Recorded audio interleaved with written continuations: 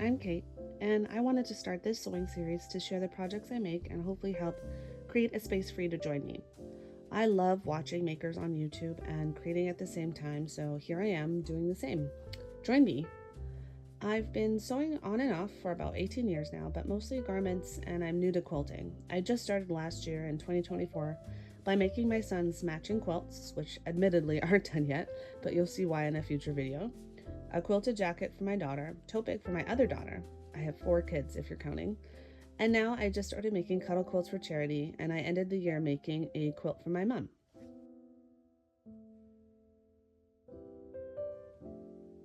This quilt is full of brown and pink and white pieces. I really love high contrast in here, and I love a renegade pink, like a surprise pop of pink.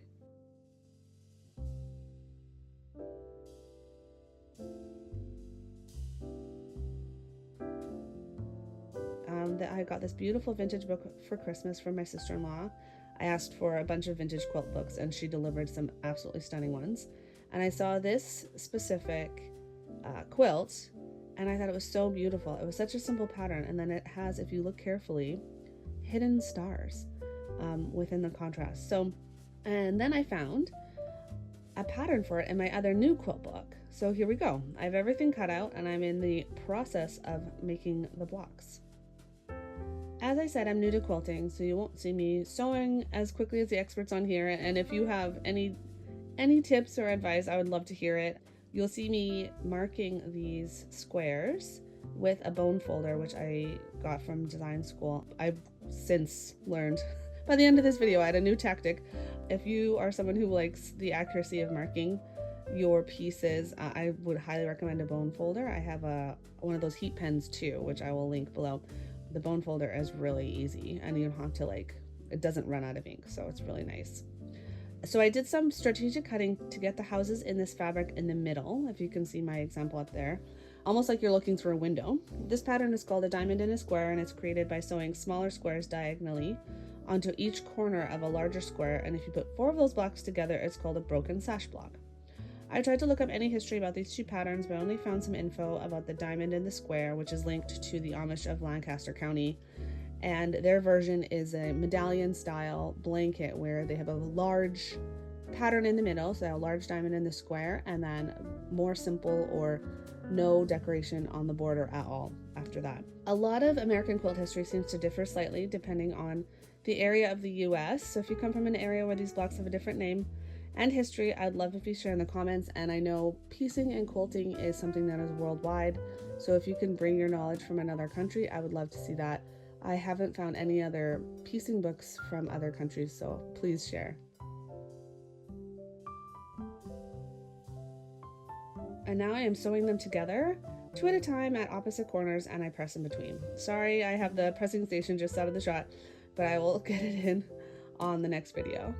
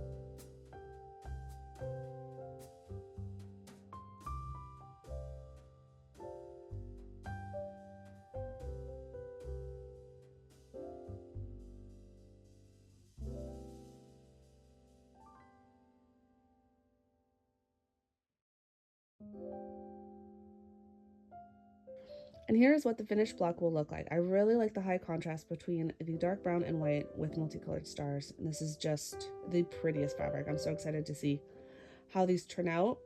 I don't sew any 4 pieces together in this video. I end up sewing a couple of each color to test out how everything looks together. While I'm working with a block pattern, I'm not using a quilt pattern where it tells me how many pieces of fabric A, B, C to cut. So I'm kind of winging it here. I had to include this cute shot of my little helper. My son's name is August, and he's about 7 months old. I usually sew during his naps, but I sometimes bring him down if I really want to get something done. Aren't his little bounces cute? I've known how to sew for about 18 years now. I got my fashion design certificate to get into fashion school here in Toronto at Ryerson, which is now TMU. I did the communications program, but you can sew and do pattern drafting the first year, at least at my time we did that. So my background is garment sewing, which is so different from quilting when it comes to the scope of a project. I can easily make a flowy garment in a couple of hours, but it takes days to make a quilt. One of my goals with learning how to quilt was to learn to enjoy the process more and have a bigger goal to work towards, like a more complicated, interesting project. And it's been challenging because I'm not patient, but this has been so rewarding so far.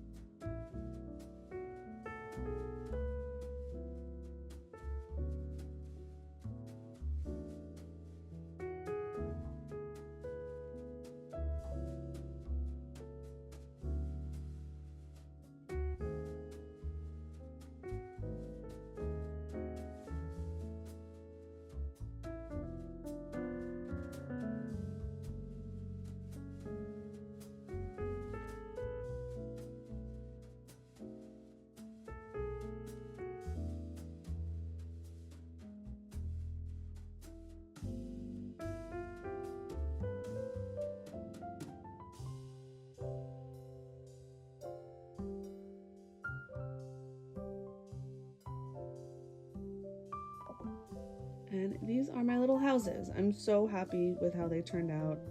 I love every one of them. And yeah, August seems to approve as well.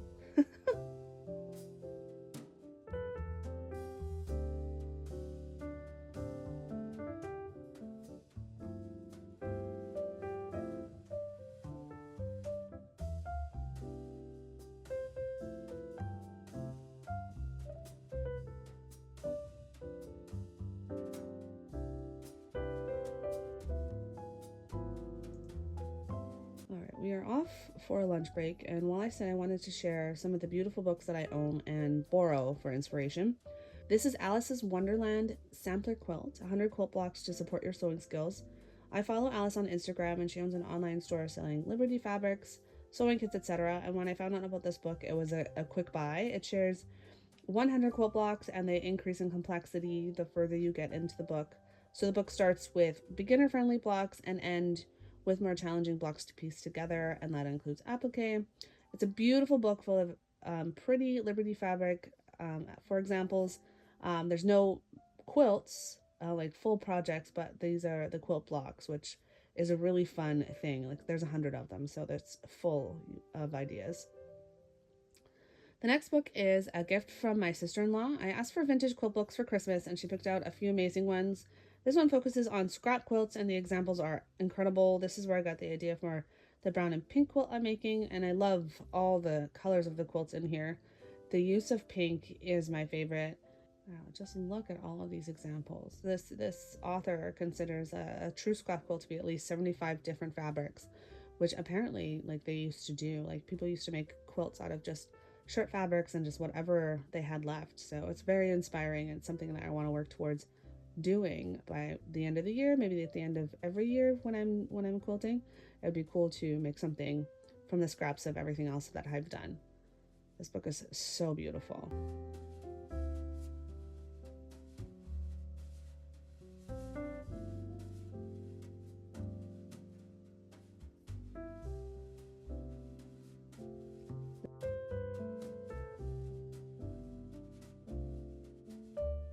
This is another gift from my sister Jill, and it highlights the history of quilts, including quilting bees, and just shows various examples of the different quilts that people have made through history. There's this one's called Crazy Quilts, the events that surround making quilts, like for weddings and stuff.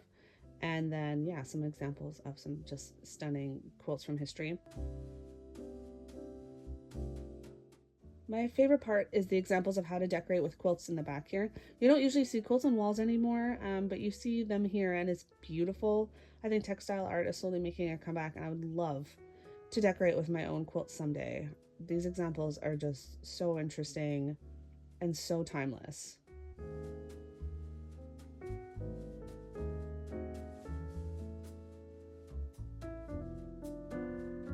I love this example. That's a log cabin quilt, which is on my list of quilts to make. It is so intricate and beautiful.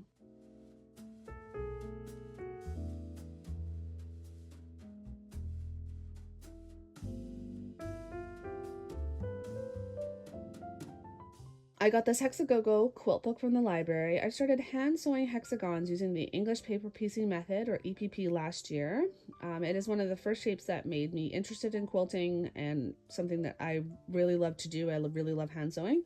And this book shows examples of projects you can make with English paper piecing, but what I love is this rainbow quilt, which I now have on my list to make. It'll be a long project, but I would love to use scrap fabric to eventually piece together like colored blocks like you see here. All blues, all greens, all yellows. I just think this is so cool. This is such a great use of that fabric. And along the same subject matter is another EPP book by Sue Daly. I've watched her EPP methods on YouTube, and I didn't realize that this was her book until I read through it at home. I also got this one at my local library. She specializes in tools and techniques that make your EPP projects faster, and her work is beautiful, as you can see. I have this on my to-buy list for my birthday in a few months.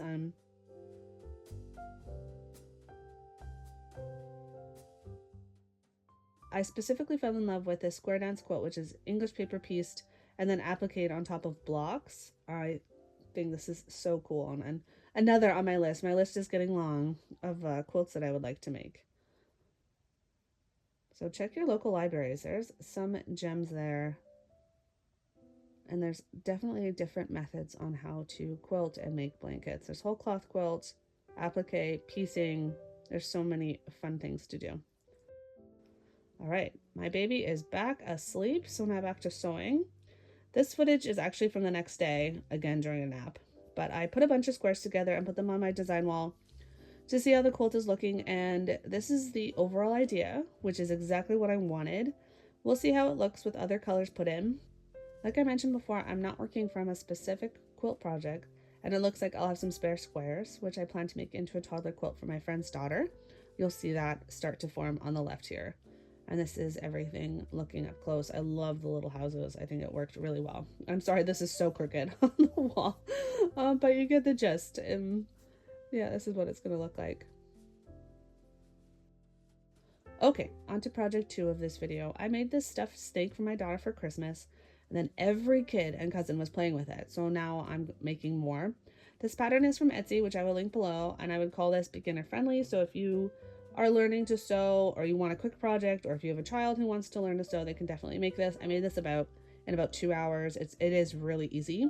So for my version, I put weighted beads in it because my daughter loves the weighted toys they use in their sensory room at school, and it's funny how so many kids gravitate towards this toy. Like literally every kid at Christmas was playing with it. So I made one for my niece for her birthday, and then this one is for my other daughter. My daughter is 9, so she had a fun time picking out all the fabric, including some new stuff I got for Christmas, which is fine since this pattern does not use a lot of fabric. So this is my brand new Ruby Star Society fabric. I'll try to have the fabric linked below if you're interested. And now, yeah, let's get started. I cut all the pieces out and we're gonna get going. We sewed the darts on the head together first. I'm definitely more confident sewing without pins now after doing a lot of piecing, but I will use pins on here because it's a bit tricky. You can use glue. I've seen people do that, and people are pretty opinionated on whether to use pins or not. For accuracy, obviously, you can definitely do it, but it can slow you down. So it really depends on how you like to sew. As you can see, I had some trouble with my machine unthreading. There's this thread that tends to do that for some reason. It's 100% cotton, so I'm not sure if that has something to do with it, but I eventually got it done. There are markings on the pattern. Make sure you transfer those onto the fabric and make sure you sew to the markings.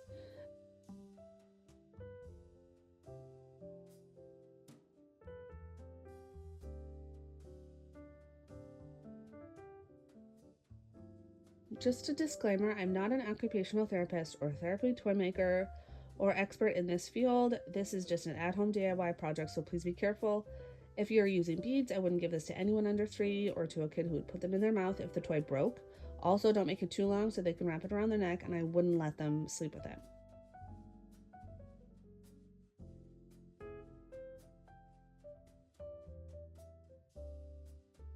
This takes longer than normal because I'm sewing every seam twice because of the beads, so once sewn up, your snake head looks like this.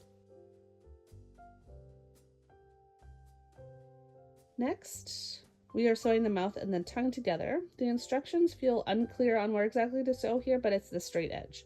Center the tongue and sew together twice if you're using beads like me.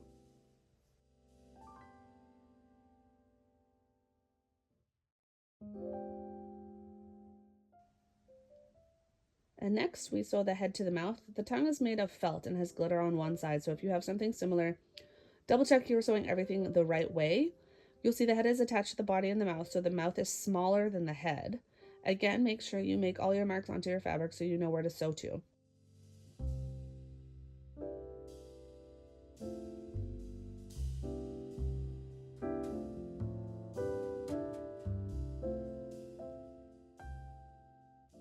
And then turn it inside out to make sure everything looks good.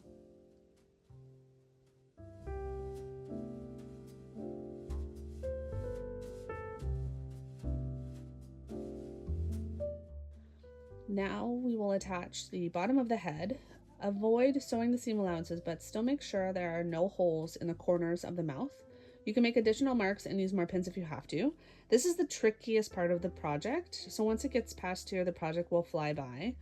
You'll see I had to resew and remark my seam allowances again and again, and this is kind of hard to explain for me until I actually do it. I'm more of a I have to do it to learn it type of person, so it's nice for me to work with physical projects. So I hope what I'm saying is making sense, but you will see if you start to make this project what I'm talking about.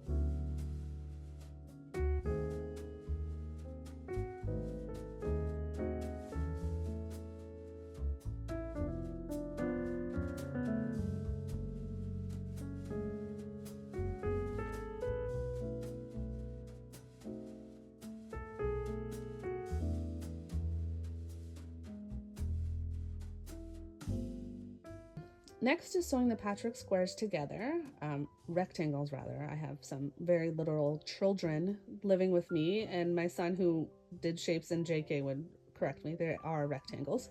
This is really straightforward when you sew straight lines, and again I secured mine by sewing twice. You'll see on my last piece that I had to unpick it because I had the fabric facing the wrong way. It has small trees on it and it was upside down to the rest of the fabric pieces, so just a reminder to make sure your fabric is facing the way you want it, and that mistakes happen. Sometimes they happen.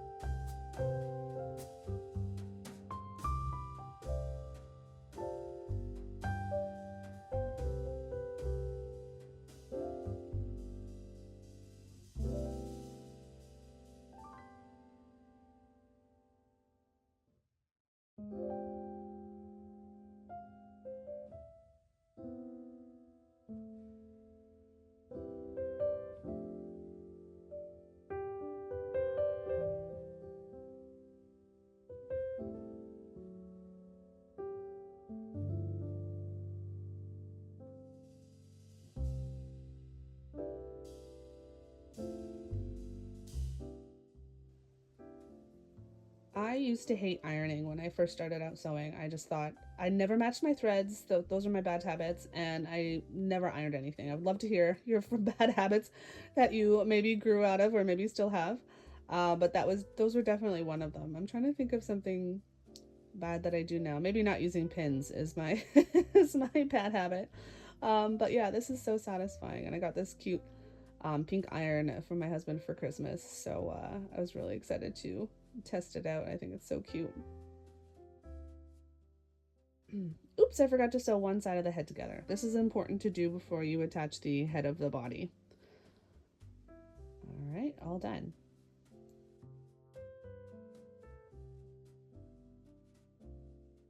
Now to attach the head and body together, make sure right sides are together and pin and then sew.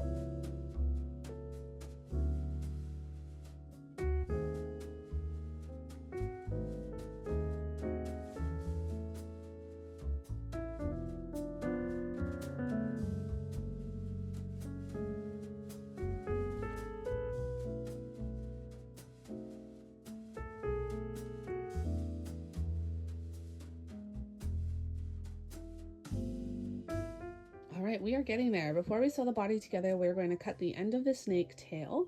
It's a rounded shape. First, pin all the seams of the snake end together, make sure they match up, and then align this shape with the folded side and mark the shape with pen, keeping the 1/4 inch seam allowance in mind.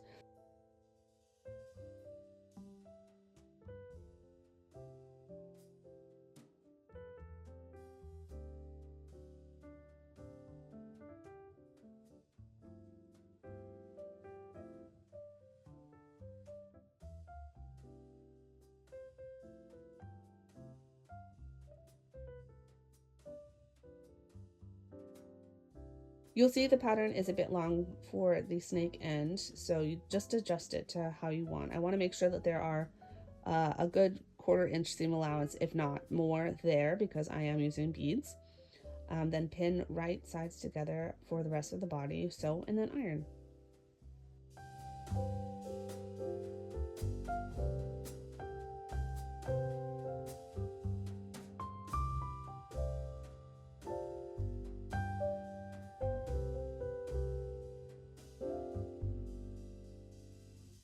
Make sure to leave an opening at one end of your snake. When you are stuffing it, the pattern calls for having 2 openings, which makes a lot of sense.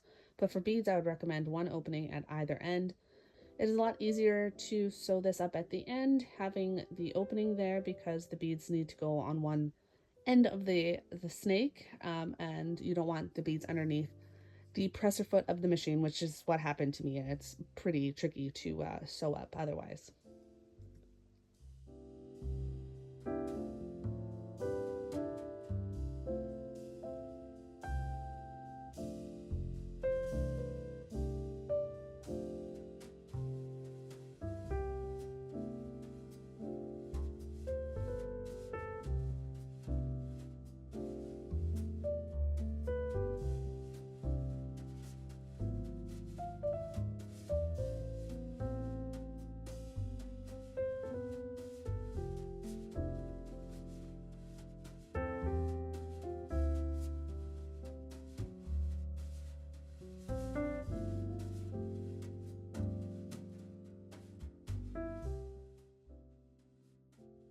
And then we turn it inside out to see our progress and see how cute it is. Look at the end there. And then you just fiddle with the seams a little bit to make it flat. And then I ironed it. I didn't show this part, but I ironed it to make it nice and flat. And now we fill.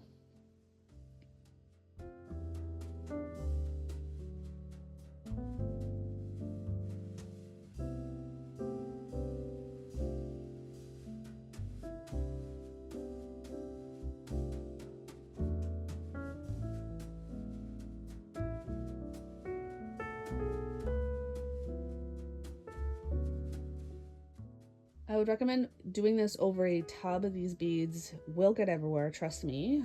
So it is a lot easier doing it into something that will catch all of the beads. I have a scoop from the dollar store. I got that, like, honestly, that was from our wedding. So I don't know where to recommend getting one. Probably the dollar store has those too. And then it gets a little tricky. So you have to figure out, if you're doing a snake or another animal or something, how to do this. You have to pull the snake up a little bit higher than how I have here. You'll see the beads all tumble into the tub. So I'm glad I have that there. But I took some finagling to figure out how to fill this up properly. Yeah, even though I did it twice before, I'm like, oh yeah, how do I do this again? So I changed the angle, and you'll see that I am more successful with my method here. So I just fill and fill and fill.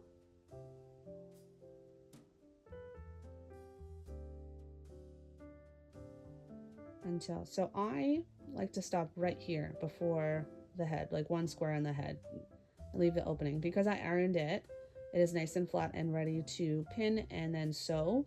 If you're stuffing you can sew the opening together using more of an invisible stitch, a ladder stitch, etc., something. But because I'm doing beads, I really want to make sure that I have a nice small stitch, 2mm, and 1/8 away from the edge. And you'll see me trying to push those beads out of there. This is my second sew. So I sewed this twice. Once again, I'm using a picker to do that, seam picker.